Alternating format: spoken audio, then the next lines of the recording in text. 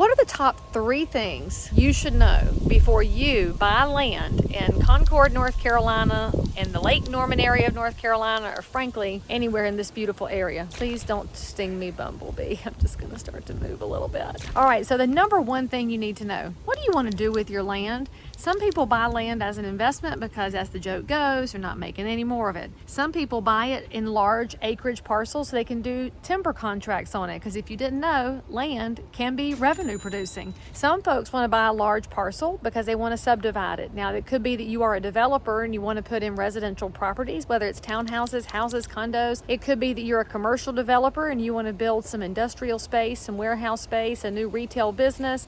You could also be the developer of what we call a family compound. So you want to buy a house and then build a house for this kid and that kid and mom and daddy over here. So there's lots of reasons that you may be buying that parcel. And I didn't even mention one of the favorite things in this area, which is somebody who wants to buy a parcel, put a house on it, and then build a barn, or, to be really hip and cool right now, a barn dominium. Now, what you should know about any of those uses is that the zoning matters. That's where your realtor comes in, because a seasoned realtor is going to have relationships in the zoning department to help you figure out if it's legal to do what you want to do.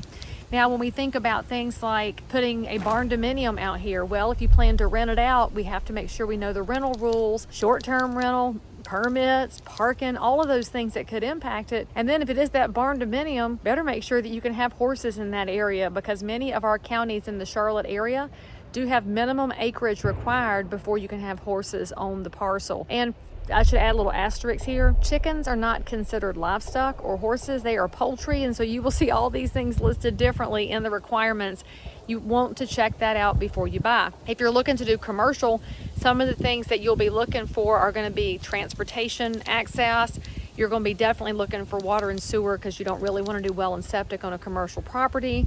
You have to find out if it's going to fit into the use categories for what a municipality may have in place for a UDO. That's a Universal Development Organizational Plan.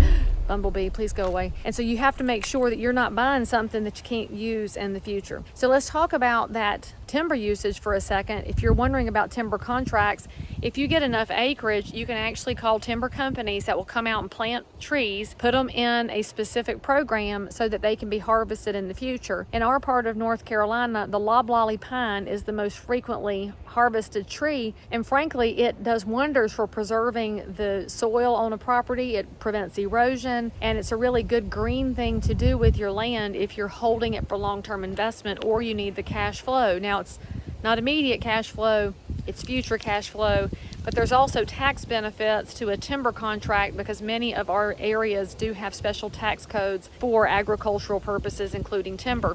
So now let's go back to you who are thinking, Leigh, I just want to put a house on it. All right, good. So if it's for you, your mama, and your 2 cousins doing a family compound, you have to know what the subdivision rules are. So I'm in Catawba County at this particular parcel where the subdivision rules are just not that stringent. If you are in Cabarrus County, where you will find a lot of more developed areas, the minor subdivision rules kick in at 5 parcels. So if you just have a couple of cousins, you might be okay being under 5, but it depends on how many times it's been divided. Now I'm getting into the weeds here, but that's why you need a realtor, because we're going to help you go through all these hoops. There's so much more than just saying, I want to give you some cash for some land. And so let's think about you just wanting to put a house out here. So in this parcel in the Lake Norman area, let's talk about where you put your house.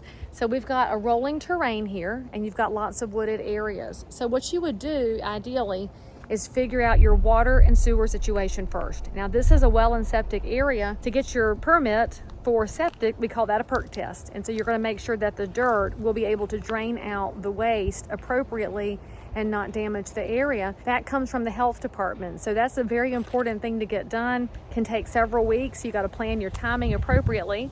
So now that you're thinking about that, I will tell you a little spoiler alert on septic drain fields. You kind of want it to go downhill away from your property. I know that sounds crazy, but we do have gravity systems for areas that are super flat, or where the house would have to be in a low-lying area. If you really wanted to know, those special gravity systems, sometimes we call them grinder pumps, because we have to figure out what to do with the waste. So now with this particular parcel, you can see it does go up a little bit of a hill, And so where we're located, if you're looking out on an area like Lake Norman, we have to look up the hill because you may have your best views there. So it would be important to bring your builder out to a parcel and have your builder walk it with you to figure out what your possible home sites are. And then you might figure out where your well and septic would be in relation to that. Now, if you've got city water and sewer, there's going to be tap fees. And so you want to make sure you're aware of the costs that are going to be affiliated with this. If you're going to have to tap to water and sewer, it might just be a couple of grand.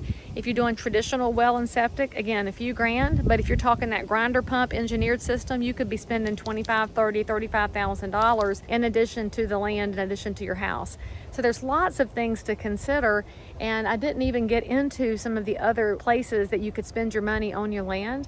But I will say this, as somebody who grew up in the area of North Carolina where I currently do real estate, and standing where I am right now at Lake Norman, this is one of the largest man-made lakes anywhere. It was built by Duke Power in the 50s to cool the McGuire nuclear station. We also have the Marshall steam plant. But when I was a kid in an undisclosed era, there were houses up here, but they were little tiny cinder block houses for people that were looking to do a little fishing hut. Now, this has become a very reputable area for luxury homes. A lot of our NASCAR drivers live here, and it is definitely a recreational lake.